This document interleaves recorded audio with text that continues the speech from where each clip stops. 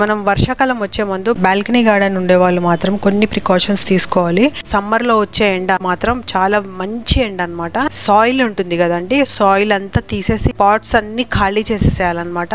2-3 steps follow అవుతే ఏమవుతుందంటే year long మంచి హార్వెస్ట్ తీసుకోవచ్చు. మంచి ఆకులు వస్తాయి, మనకి మంచి ఫ్రూటింగ్ వస్తుంది, అలాగే మంచి పూలు కూడా బాగా హెల్తీగా పూస్తాయి అనమాట. సో మనం దీంట్లో ఫస్ట్ స్టెప్ ఇన్వాల్వ్ చేయాల్సింది ఏంటంటే సాయిల్ డ్రై చేయాలండి. పాట్స్ అన్ని కూడా మొత్తం ఖాళీ చేసేసి ఎంటీ చేసేసి మొత్తం మట్టి అంతా తీసేసి ఆ పాట్స్ బాగా ఎండబెట్టాలి. మట్టితో పాటు ఎండు ఆకులు ఎండబెట్టుకోవాలి. ఏదైనా మనం ట్రిమ్ చేసి పెడతాం కదా, ఏవైనా ఆకులు ట్రిమ్ చేసి పెడతాం కదా, అవి కూడా పెస్ట్స్ లేకపోతే అవి కూడా బాగా ఎండబెట్టేసేసుకోవాలి. అలాగే ఆవు పేడ, ఇంకా వేప ఆకులు, తర్వాత అరటి తొక్కలు, తర్వాత ఎగ్ షెల్స్, ఇవన్నీ కూడా మట్టితో పాటు బాగా ఎండబెట్టుకోవాలి.